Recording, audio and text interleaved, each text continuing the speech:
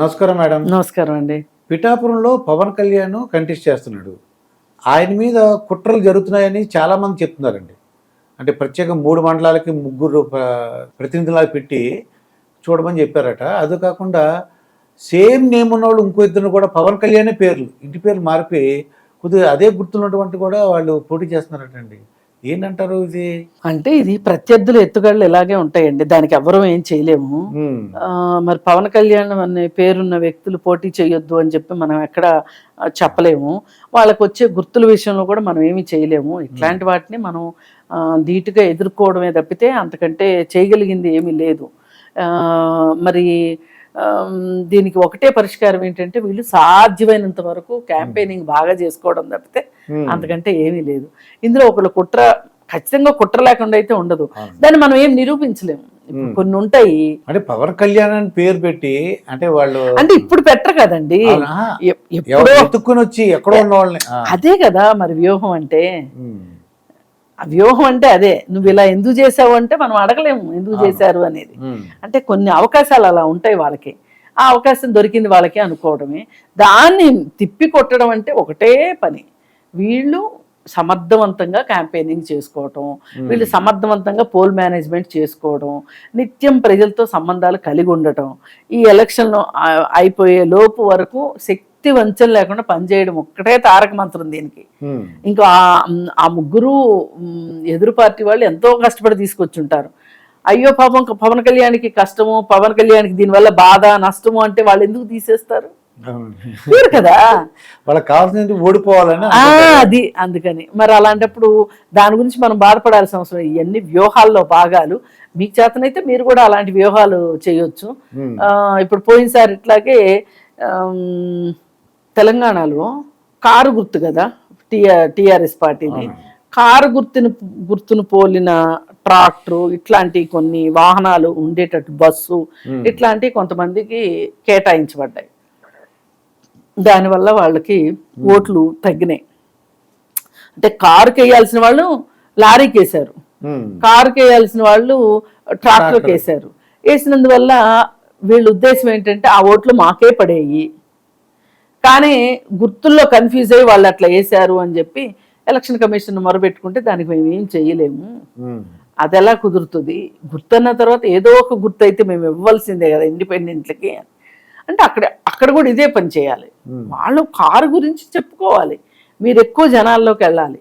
మీరు మనమే గెలుస్తాము అనే భరోసాతోటి ప్రజల్లోకి వెళ్లకుండా ఉంటే ఇలాంటి తొంటర పనులు ఎవరో ఒకళ్ళు చేస్తూ ఉంటారు, దానివల్ల ఇరుక్కుంటారు. ఇంకా ఒకటే, మీరు ప్రజల్లో ఎక్కువ ఉండి ప్రజలకు నమ్మకం కలిగించారు. విషయం ఏంటంటే ఇక్కడ చంద్రబాబు నాయుడు గారికి కుప్పం అండి, ఇంకెప్పుడు చూసినా ఆయన అక్కడి నుంచి కంటెస్ట్ చేస్తుంటారు. జగన్మోహన్ రెడ్డి గారు పులివెందల. ఇది పిఠాపురానికి పర్మనెంట్ అయిపోద్దామని వీళ్ళందరూ అనుకుంటున్నారటండి. అంటే మిగతా ప్రతిపక్షం వాళ్ళు ఇప్పుడు కానీ గెలిస్తే ఇంకా అదే పర్మనెంట్ అయిపోద్ది, అందుకని ఎలాగైనా సరే. అట్లా కాదండి, ఒకటి గుర్తుపెట్టుకోండి, అరచేతిని అడ్డుపెట్టి సూర్యకాంతను ఆపగలమా? ఆపలేం కదా. అట్లాగే మీరు పనిచేస్తూ వెళ్ళండి. పిఠాపురం కాకపోతే ఇంకొక నియోజకవర్గంలో పోటీ చేస్తాడు, పోటీ చేయకుండా అయితే ఉండరు కదా. అది పర్మనెంట్ అవుతుందో అవనివ్వండి, అయితే మీకెందుకు బాధ? ఇప్పుడు మనకి ఈ విశాల ప్రజాస్వామ్యంలో మనకి ఎన్నో అవకాశాలు ఉన్నాయి, ఎవరికి తగ్గ అవకాశాలు వాళ్ళకు ఉన్నాయి. అవకాశాలు లేని వాళ్ళు కూడా తీసుకొచ్చుకోగలిగిన శక్తి ఉంటే గనక, మన దగ్గర అంత కృషి పట్టుదల ఉంటే అవకాశాలు తెచ్చుకోగలం. అసలు మనం ఇలాంటి వాటి గురించి మనం ఎంత మాట్లాడుకున్నా వేస్ట్. ఆయన పిఠాపురానికే కన్ఫైన్ అవుతారా, రేపొద్దున ఇంకొక పెద్దాపురానికి మారుతారా, లేకపోతే ఇంకోటి వెళ్తారా, ఇంకోటి ఆయన ఇష్టం, ఆయన వ్యక్తిగతం అది. ఇప్పుడు చంద్రబాబు నాయుడు కుప్పం కాకుండా వేరే నియోజకవర్గంలో పోటీ చేస్తానంటే ఎవరన్నా వద్దంటారా? అనరు కదా. అంటే ఒక్కొక్కరు ఒకటి పర్మనెంట్ దాన్ని యాడ్ చేసుకున్నారండి. అవునండి, అవుతుందేమో అని. ఇప్పుడు అయితే ప్రతిపక్షంలో ఏమేం చేస్తుందంటే ఓడించేయాలి, ఆయనకి మళ్ళీ మార్పించేయాలి అన్న ఒక కుట్రని వీళ్ళు అంటారు. అలాగే మాట్లాడతారండి. ఇక అన్ని కుట్రలే అంటే ఇంకా నుంచున్న కుట్రే అవుతుంది, కూర్చున్న కుట్రే అవుతుంది. కుట్రల్ని అర్థం చేసుకుని తిప్పి కొట్టడంలో ఉంది నీది. ఇప్పుడు ఒకటి చూడండి, నేను డ్రైవింగ్ స్కూల్కి వెళ్ళి డ్రైవింగ్ నేర్చుకుంటా, రోడ్డు మీద డ్రైవ్ చేస్తా. నాకు ఒక్కదానికి డ్రైవింగ్ వస్తే సరిపోదు, నా ఎదురుగా వచ్చేవాడికి కూడా డ్రైవింగ్ రావాలి. ఇప్పుడు నా డ్రైవింగ్ స్కిల్ ఎంత బాగుండాలి అంటే నేను తప్పు చేయొద్దు, ఎదురువాడు తప్పు చేస్తే కూడా ఆ తప్పును కవర్ చేసుకొని నన్ను నేను రక్షించటము, వీలైతే అతన్ని రక్షించటంలోనే డ్రైవింగ్ అంటే, మొత్తం డ్రైవింగ్ అంటే ఇది. నాకు వచ్చు, నేను వెళ్ళిపోతాను, నేను గేర్లు వేయడము, బ్రేక్ వేయడము నాకు వచ్చేసింది, నేను యాక్సిలరేటర్ తొక్కగలను, నేను కార్ నాది, నా దగ్గర బోల్డ్ ఫ్యూయల్ ఉంది, వెళ్తాను అంటే కుదరదు కదా. ఇప్పుడు నీకు ఎదురొచ్చేవాడి తప్పొప్పులను కూడా సరిదిద్దుకోగలిగి ఉండాలి, నిన్ను నువ్వు కాపాడుకోగలిగి ఉండాలి. ఎలక్షన్స్ కూడా అంతే, ఎవరో ఎన్నో చేస్తారు, ఏమి చేయకుండా ఎలా ఉంటారు? అంత ఇదిగా హారతపల్లెంలో తీసుకొచ్చి అయితే నీకు ఇచ్చేయరు కదా. అది ఇది కుట్రల్లో తిప్పికొట్టడంలో వాళ్ళు ప్రతిభను చూపించాలి అంతే. వాళ్ళు కుట్ర చేస్తున్నారు అని తెలుసుకోవాలి, కుట్రని ఎలా ఎదుర్కోవాలో తెలుసుకోవాలి, దాన్ని కార్యాచరణ రూపంలో పెట్టాలి.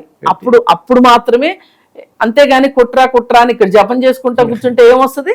అదండి, దాన్ని తిప్పికొట్టి సక్సెస్ఫుల్ గా ఖచ్చితంగా తిప్పికొట్టాలి. ప్రయత్నం చేయాలి. ఎలక్షన్లు అంటేనే లక్ష్యం, గెలిపే లక్ష్యం. సరే గెలవలేదు, వాళ్ళ అక్కవచ్చు, చెల్లవచ్చు, ఎవరిని ఎవరున్నా సరే, ఒక నియోజకవర్గంలో భార్యాభర్త పోటీ చేస్తున్నారు, దానికి ఎవరేం చేస్తారు?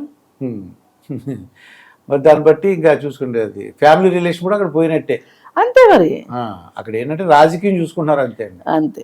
ఇంకా అక్కడ హ్యూమన్ రిలేషన్స్ ఏం లేవు. మన చుట్టాలు, తమ్ముడు, అన్నయ్య, అవి రాజకీయాల్లో ఏం పని చేయవండి. అవి పనిచేస్తాయని కోరుకోవటం కూడా తప్పు. అంటే నువ్వు కంఫర్ట్ జోన్ లోంచి బయటికి వెళ్ళట్లా. రాజకీయాలు అనేది ఎప్పుడూ కంఫర్ట్ జోన్ లో ఉండవండి. నువ్వెంత ప్రణాళికలు వేస్తావో ఎదురువాడు అంతకంటే ఎక్కువ ప్రణాళికలు వేస్తాడు. అది దాన్ని తిప్పికొట్టేలాగా ఉండాలి, గెలిపే లక్ష్యంగా పనిచేయాలి. ఇదండి కృష్ణకుమారి గారితో జరిగిన ఇంటర్వ్యూ. మరొక ఇంటర్వ్యూతో మీ ముందుంటాను, మీ మాస్టర్ దుర్గా ప్రసాద్.